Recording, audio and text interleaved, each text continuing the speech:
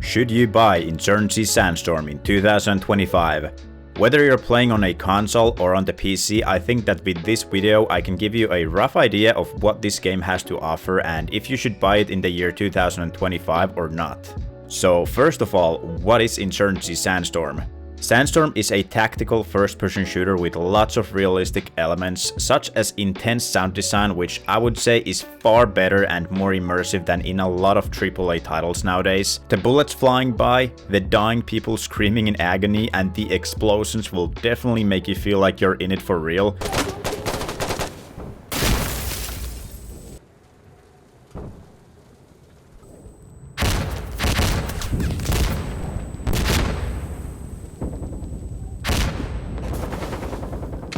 The ragdolls of dying enemies and body parts flying around will haunt you for days, and the massive selection of different real-life weapons to choose from is definitely a treat for anyone interested in weaponry and in modding them as well. Gone are the days of boring and soulless weapons like in most of the modern shooters nowadays, and in comes Insurgency with the M1 Garands, M16s, Uzis, 1911s, AKs, and the good old Barretts as well. There's just so many cool OG weapons in this game that are just absolutely amazing. Like, there's just nothing like it, honestly. Now, this game definitely requires you to check your corners, play together with your team, and move slowly from point to point, meaning that it is really not suited for anyone with a short attention span or the need to constantly run around the map like a madman. So, you know, this game does have somewhat of a learning curve. You need to take your moves slow, you need to flash corners, you need to grenade rooms before you go in there. You just need to sort of like know what you're doing and not just run in the doorways and get mowed down. That's not gonna get you anywhere, but you know, besides the learning curve, I think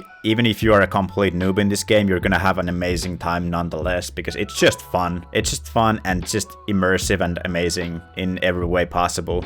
Now, the graphics are pretty mediocre, but far from the worst, and the gameplay itself will definitely pull you away from the somewhat outdated graphics this game has to offer. I think that the console players have it worse off, but on the PC the game looks really good for what it is, and I've never had any issues looking at it. Like, personally, I don't think it looks that bad. At least with my settings, as you're watching this video, I think the game looks pretty decent for what it is. I mean, it's 6 years old after all, but still I think it looks like something that was released yesterday, besides like AAA titles and whatnot. But I don't know, that's just me, I guess. The gunplay in this game holds up so well. I'd go as far as to say it's still amongst the very best in the industry. The recoil, the sounds, the fast time to kill gives you a feeling where every single weapon is usable and equally deadly in the right hands. It is truly a blessing in an FPS game nowadays to be able to pick up anything and feel like you have a fighting chance against the enemies. And the thing is, everything in Sandstorm is unlocked for you from the get-go, so there is no leveling at all to get a specific weapon or grenade or anything like that. Instead, you simply just equip it and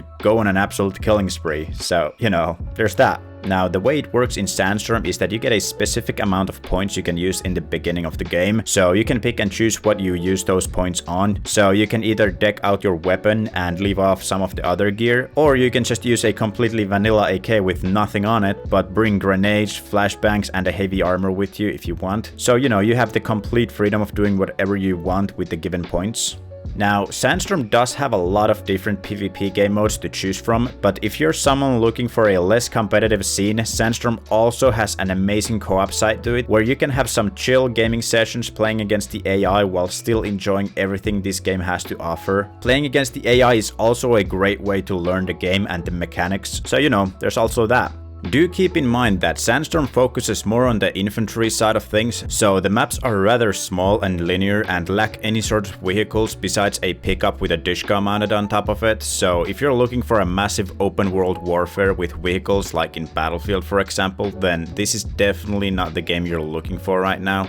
Right now, Sandstorm is 6 years old, but the player base has stayed relatively the same for years now, and I've never had issues finding servers in the EU or in the US myself, but depending on where you live, you could experience longer waiting times, especially in some of the less played game modes like Defusal or Ambush. The game, however, is still being actively worked on, and we just got a new operation last month, which brought us new weapons and the crossplay between different systems, meaning that you can play with your friends even if one of you you is playing on the Xbox and the other one is on PC or PS. But still, you as a console player are still not forced to play against the people on the PC if you simply choose not to do so, which is a really nice feature to have in a crossplay type of environment. Like, I'd hate to be playing with a controller and be put against mouse and keyboard. It's just not fair in any way, shape or form. So, you know, you have an option to choose if you want to do that or not, which is just amazing, and it's really nice that they actually thought about that as well.